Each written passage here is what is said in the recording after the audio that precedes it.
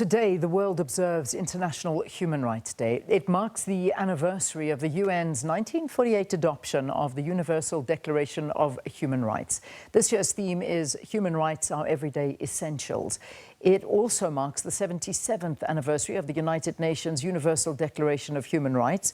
To reflect on the significance of this International Human Rights Day, we are joined by Senior Gender, Justice and International Law Fellow at MADRE, Wendy Isaack. Wendy, thank you for your time. It's good to have you on the program. Thank you for the invitation. It's good to be here. So, each year on this date, the 10th of December, we commemorate the anniversary of the 1948 Universal Declaration of Human Rights. It's hard to celebrate, and I have to say that when you see the human rights abuses that happen all over the world. But perhaps let's talk to this and what it is that we actually want to achieve on a day like this. Well, let's just touch on what you've just said right now. The human rights abuses, the violations, the atrocities that are happening globally are quite frightening. And they make one question the significance and relevance of the international human rights system. But what we need to think about today, and specifically in the South African context, is when the Universal Declaration on Human Rights was adopted in 1948, something else happened in this country. We had the National Party come to power in 1948 and swiftly introduce the policy or a system of apartheid that was brutal and most brutal in terms of impacting on people's lives and communities, etc. We don't need to zone in on the impact of apartheid necessarily, but what we are as an organization are asking South Africans to think about today is there's a conversation happening at international level at the UN.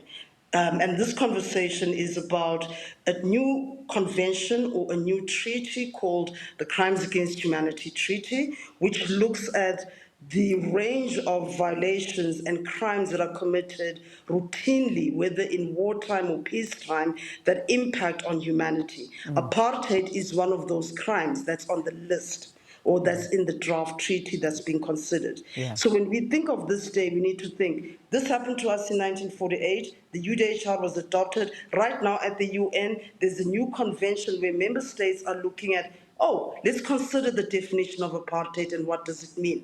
So I'm asking us to reflect on that and to think about the process going forward and how we need to participate in it. Important thought to bring to the table on this, and certainly one that really hits home for South Africans and South Africa in general. But if we go back to, a little bit more to the history of the Universal Declaration of Human Rights. It rose from the ashes of World War II, and this was a war that claimed more than 60 million lives. It's almost inconceivable. When we look at that, and we also talk about apartheid, which you have spoken to, when we move into where we are now, has the world made strides? I think I know the answer. It's there that we perhaps have made strides over these last 77 years, but at the same time, there are also some faults. But let's talk to that.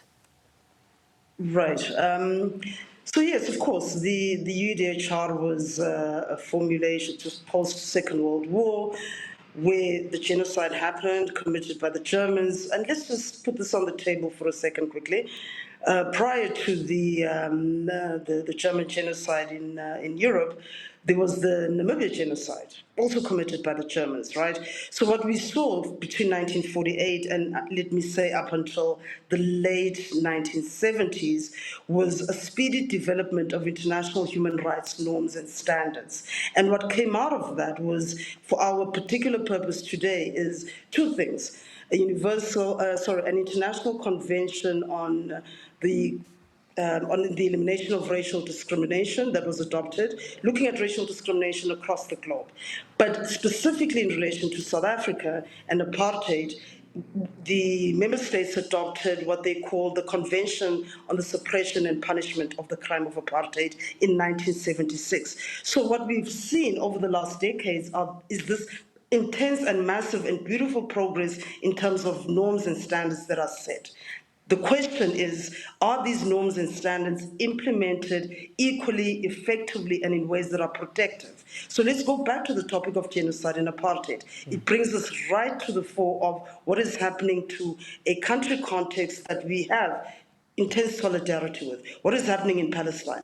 The very same crimes, in fact, every possible war crime that you can possibly think of is happening in that context. Genocide in Gaza and an apartheid system that's been implemented again since 1948. So these three things since 1948 are important. So we're looking at, as a country, and this is what I'm asking us to reflect on, we're reflecting on our own history. What does it mean for us, for the UN system, to be redrafting or re-looking at the crime of apartheid for ourselves and our own history and how that's reflected in the submissions that our government should be making? At the same time, we need to think about what does solidarity in action look like, or should look like, for South Africans. We're looking at the Palestinian context where there is a system of apartheid, it is rife, it is implemented, and it's implemented with incredible support from the most major superpowers in the country. As a country, we already engaged in the Palestinian issue. We're there for the genocide case. Yeah. We intervened in the advisory proceedings looking at the illegality of the occupation. As a country, we're also a member of the Hague Group that's looking at lack of implementation of norms and standards that have emerged from the UN system. And so what we're saying, looking at that entire package, what we need to say is, all right, now there's a new treaty. It criminalizes, or it intends to criminalize apartheid. There are many conversations happening across the board, all over the place. However, how many South Africans are involved in these conversations, and how have we as a country been brought on board by our own government to be able to contribute to the development of this new treaty, and specifically to the crime of apartheid as global North organizations and global North states relook or revisit the definition? Yeah, indeed. I mean, you bring up Gaza, you bring up obviously what's happening in Palestine, Israel. Let's look closer on the continent, Sudan, Ukraine, Haiti. We're witnessing some of the worst humanitarian crises that the world has ever seen in these particular conflicts. There's about 120 million displaced individuals that are forcibly displaced globally. This figure is growing daily, and it's not, it's at an all-time high, and the funding towards them seems to be dwindling as well. And at the end of the day, I suppose the question remains, what is the international community's commitment to protecting the most vulnerable? We can bring that back to where we are right now. I mean, we're hearing some of the policies that are passed, whether we talk to ANC policies governing water's a problem, electricity's a problem, infrastructure's a problem, all of these kind of things. I mean, obviously we're looking globally, but these are big issues that we are dealing with. And national governments, whether it's the South African government or take any other state for that matter, whether it's Senegal or the Gambia, or even look at the situation in Tanzania with the post-election violence and then the crisis, the largest humanitarian and human rights crisis on the continent is what is happening in Sudan, right? You're right. There are so many pressing priorities, but what ends up happening is, obviously there's a whole conversation that needs to happen around how the UN system is responsive or not responsive. Then there are questions around how global North states, donor states, determine where resources go to and how resources are distributed. And that brings me back again. Let's take the South African context and our problem or our issues, the issues that we deal with around HIV. The government makes certain policy decisions, and powerful states make decisions that impact on the financing of socioeconomic priorities in our country. So that's a whole other conversation which I'm not fully equipped to deal with. But I want to touch on one thing, because I'm glad that you're zoning in on the African context. The challenge that we have right now, beyond the question of apartheid specifically, is that African member states at the UN level in New York, and I go to New York at least 3-4 times a year to try and catch up and engage with member states there and delegations there.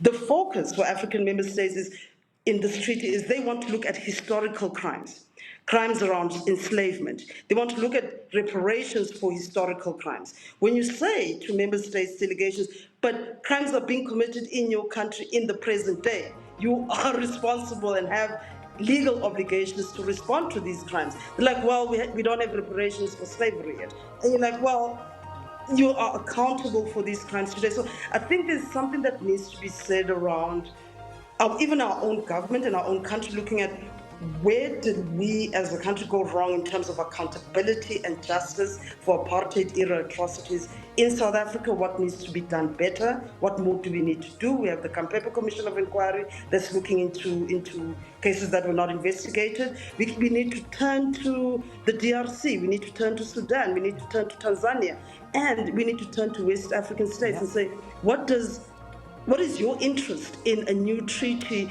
that is supposed to respond to crimes that are committed and perpetrated by your state forces today? Yeah, Wendy, I wish I could carry on speaking to you because there's just so much more. We didn't even get to talk about your passion and certainly what MADRE works extensively on, and that's gender justice. But we'll have to speak more about it. But I think we've touched on some incredibly important issues, that this is it's a now problem. It's not something that we look back over history. We need to look at it right now as well, at these human rights atrocities that are being committed daily by governments wherever you are in the world. And Wendy Isaack is a senior gender justice and international law fellow from MADRE, speaking about the significance of this International Human Rights Day.